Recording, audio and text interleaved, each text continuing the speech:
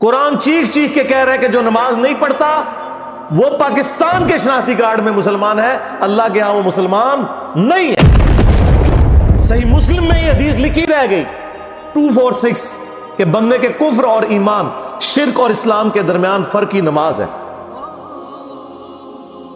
یہ حدیث مسلم میں ہی لکھی رہ گئی کہ ابن مسعود رضی اللہ تعالیٰ عنہ کہتے ہیں کہ جماعت کے ساتھ نماز پڑھنا یہ سنت خدا ہے، یہ تمہارے نبی کی وہ سنت ہے جو اللہ نے انہیں عطا کی، اگر اسے چھوڑ دو گے تو برباد ہو جاؤ گے۔ رسول اللہ کے زمانے میں اگر کوئی بیمار بھی ہوتا اور 2 بندوں کے سہارے مسجد میں آ کے نماز پڑھ سکتا تو اس کی کوشش ہوتی کہ میں مسجد میں جماعت سے نماز پڑھوں، کہیں مجھے منافق نہ شمار کر لیا جائے۔ جماعت چھوڑنے پر رسول اللہ کے زمانے میں سمجھا جاتا تھا صلی اللہ علیہ وآلہ وسلم کہ بندہ منافق ہے۔ صحابہ کرام کو، اہل بیت کو کب معلوم تھا کہ ایسی امت بھی آنے والی ہے جو آپ سے بڑا عشق رسول ہونے کا دعویٰ کرے گی اور نماز ایک نہیں پڑھے گی؟ تو وہ کہتے یار یہ تو بڑا آسان اسلام ہے۔ تو یہ حدیثیں تو مسلم شریف میں لکھی رہ گئی، پریکٹیکلی کس نے عمل کیا اس کے اوپر؟ یہ حدیث ترمذی میں لکھی رہ گئی کہ ہمارا اور منافقین کا عہد نماز کی بنیاد پہ ہے، جس نے نماز چھوڑی اس نے کفر کیا۔ یہ صحابہ کرام علیہم رضوان کا فتویٰ ترمذی میں ہی رہ گیا۔ عبداللہ بن شقیق تابعی کہتے ہیں کہ صحابہ کرام علیہم رضوان تارک الصلاح کے سوا کسی کی تکفیر نہیں کرتے تھے، صرف بے نمازی کو وہ کافر سمجھتے تھے، باقیوں کو وہ تمام غلطیوں کے باوجود مسلمان تصور کرتے تھے۔ اندازہ کریں، یہ ترمذی میں لکھا رہ گیا جناب۔ ہاں، ہم جب چیخ چیخ کے یہ باتیں بیان کرتے ہیں لوگ کہتے ہیں یار یہ کس قسم کی باتیں کر رہے ہیں، یہ کہاں پہ لکھی ہوئی ہے؟ سرکار کتابوں میں لکھی ہوئی ہے۔ یہی تو ہم آپ سے کہہ رہے ہیں کہ مرنے سے پہلے اے مسلمان کر لے اس پہ غور، کتابوں کا خدا اور ہے، بابوں کا خدا اور۔ یہ حدیث ابو داؤد میں ہی لکھی رہ گئی کہ بچہ جب 7 سال کا ہو جائے تو اسے نماز کا حکم دو، اور نہ پڑھے 10 سال کی عمر میں اسے سزا بھی دو، اور 10 سال کے بچوں کے بستر بھی الگ کر دو۔ یہ ابو داؤد میں لکھی رہ گئی حدیث، عمل کس نے کیا؟ یہ حدیث ابن ماجہ میں لکھی رہ گئی کہ نبی علیہ السلام نے فرمایا اے معاذ اللہ کے ساتھ شرک نہ کرنا، خواہ تمہارے ٹکڑے ٹکڑے کر دیے جائیں، تمہیں قتل کر دیا جائے، سولی دے دیا جائے یا آگ میں زندہ جلا دیا جائے، شرک نہ کرنا۔ یہ پہلی نصیحت۔ اسی حدیث میں دوسری نصیحت، نماز نہ چھوڑنا۔ تمہارا اللہ کے ساتھ عہد نماز کی بنیاد پہ ہے، اگر تم نے نماز چھوڑ دی تو اللہ کا ذمہ اٹھ گیا تم سے۔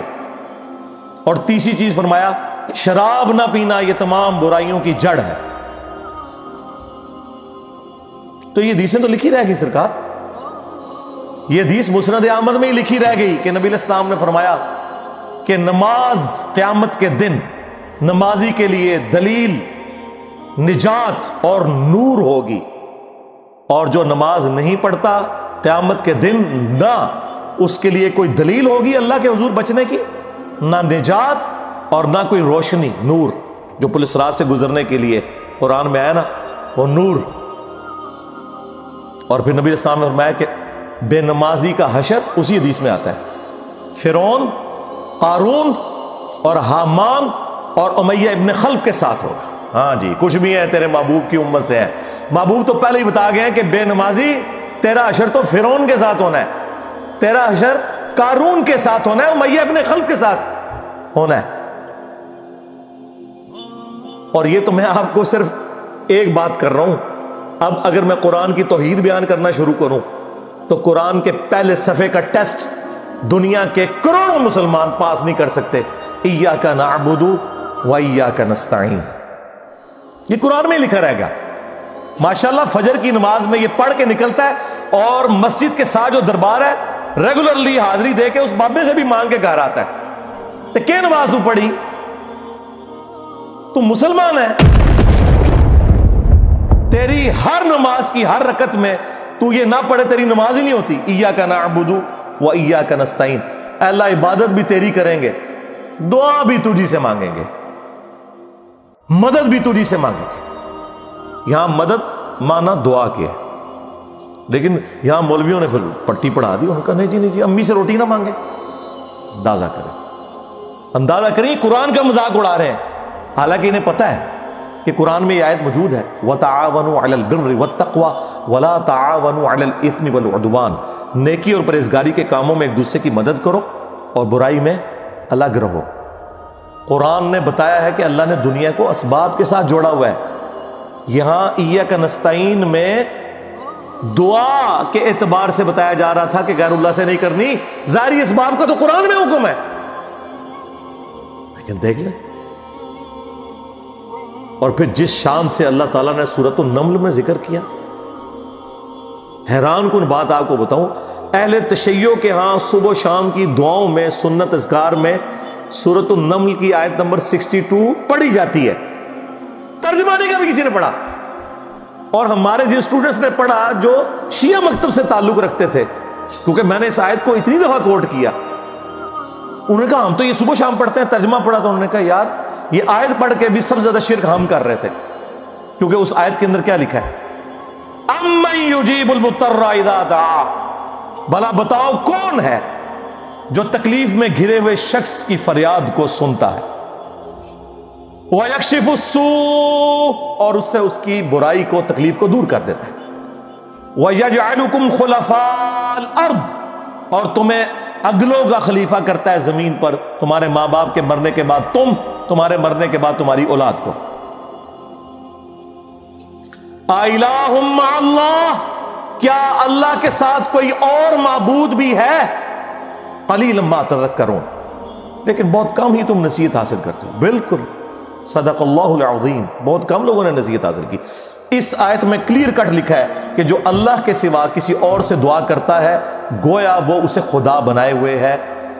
یا علی مدد کا مطلب سادہ نہیں ہے، اس کا مطلب ہے کہ آپ نے مولا علی کو اللہ کے مقابلے پر خدا تصور کر دیا.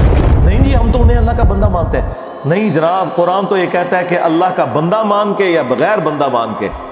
جب تمہارا یہ عقیدہ ہے کہ اللہ کے سوا کوئی تمہاری تکلیف دور کر سکتا ہے، جی پیچھے اللہ ہی ہے. اچھا اللہ پیچھے رکھنے ہنستے، یہ دیکھیں حدیث میں لکھا ہوا ہے نماز کا طریقہ. اور نہیں جی ہمارے امام صاحب نے بھی تو وہی کچھ بتایا نا، پیچھے تھے اتنے بھی نبی علیہ السلام نے. نبی علیہ السلام پیچھے رکھنے کے لیے، میرے نبی صاحب ہے ہی کوئی نہیں، تیرے بابے تھے شاہ ہی کوئی نہیں. اللہ پیچھے، رسول پیچھے، آگے تمہارے بابے. عزتیں اویل کی ہیں تم نے اللہ اور اس کے رسول کے نام کے اوپر، چندے کھائے ہیں تم نے رسول اللہ کے نام کے اوپر صلی اللہ علیہ وآلہ وسلم. سواریاں سوار کی ہیں تم نے مکے اور مدینے کے نام کے اوپر، اور غداری کی ہے اپنے دین کے ساتھ. ممبروں پہ چڑھ کے کہتے ہو قرآن و حدیث ڈائریکٹ نہ پڑھنا، گمراہ ہو جاؤ گے. واہ، یہ کوئی یہودی یا نصرانی آ کے بات کرے ہم منہ توڑ دیں. جس طرح آج آگ لگانے کے اوپر قرآن کو ہمیں کتنا غصہ چڑھا ہوا ہے. تیرا مفتی ہر جمعے کو کھڑا ہو کے کہ قرآن اور بخاری ڈائریکٹ نہ پڑھنا، گمراہ ہو جاؤ گے. آگ تو یہ لگا رہا ہے، وہ آگ تو ایک دن تھی، اس سے کوئی فرق نہیں پڑا. قرآن کے ملینز آف کاپیز دنیا میں موجود ہیں، ملینز آف حافظ قرآن ہے. قرآن کو کوئی آگ نہیں لگا سکتا، دنیا سے ختم نہیں کر سکتا. اصل جو چور چھپا ہوا ہے نا وہ تیرے اندر چھپا ہوا ہے. جو یہ علماء ہیں شیاطین، جنات اور انسانوں میں سے شیاطین، جو تمہیں یہ کہہ رہے ہیں قرآن حدیث ڈائریکٹ نہ پڑھنا، گمراہ ہو جاؤ گے.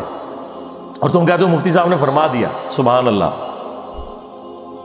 دنیا میں اگر کوئی مفتی صاحب لمبی داڑھی اور پگڑی اور ہاتھ میں تسبیح کے ساتھ آپ کو کوئی 2 نمبر چیز دے دیں، آپ ایک استری خریدنے کے لیے جائیں اپنے کپڑے کرنے کے لیے، اور اس پہ جعلی مور لگا کے وہ بندہ آپ کو وہ استری دے دے، اور آپ کو بعد میں پتہ چل جائے اس نے دھوکہ کیا ہے، تو آپ کیا کہیں گے؟ مفتی صاحب نے فرما دیا استری شریف.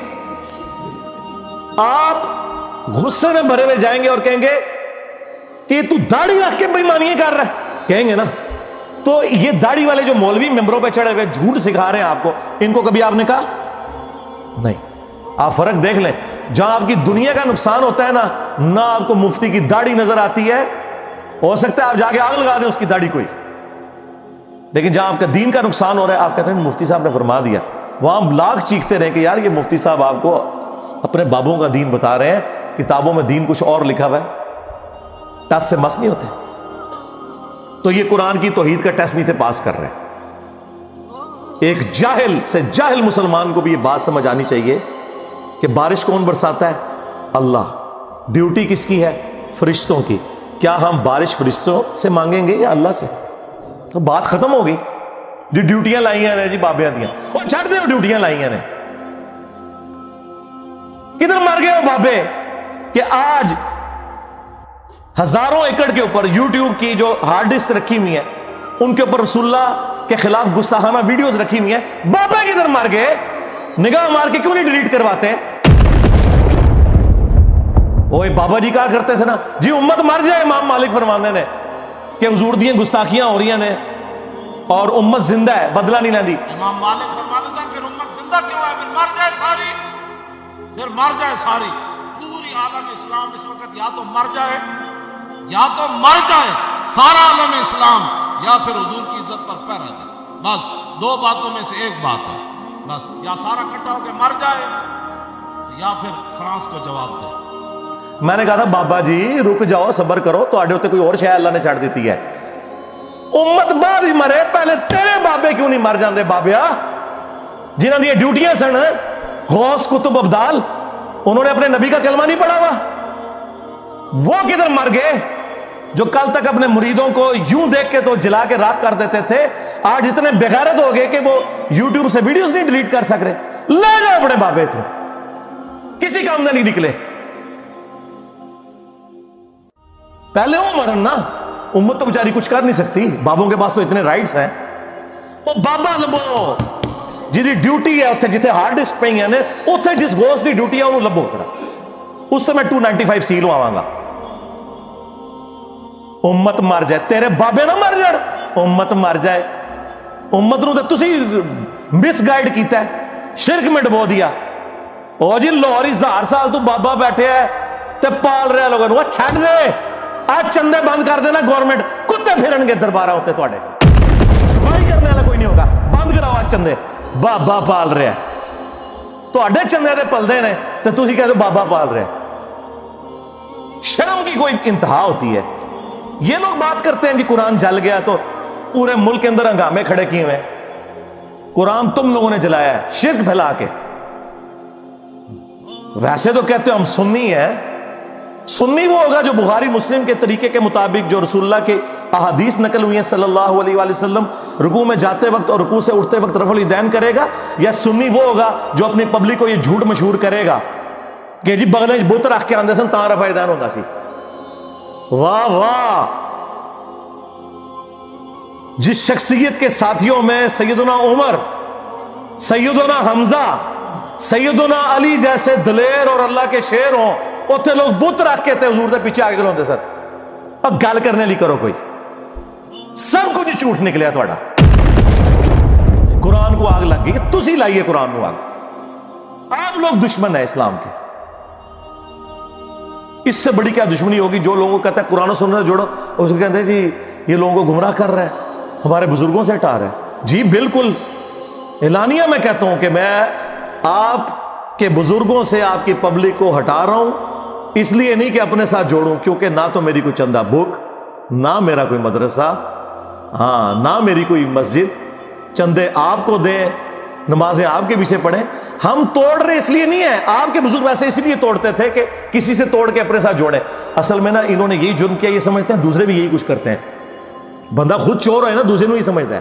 یہ آپ صحیح کہہ رہے ہیں، یہ ایسے ہی ہوتا رہا ہے. لیکن آج جو شخص آپ پہ اللہ تعالیٰ نے مسلط کیا ہے نا، یہ شخص آپ کے بزرگوں سے توڑ کے اپنے ساتھ نہیں جوڑ رہا، یہ اس کے ساتھ جوڑ رہا ہے جس کی قبر مدینے میں صلی اللہ علیہ وآلہ وسلم. صلو علی محمد و آل محمد، اللہم صلی علی محمد و علی آل محمد.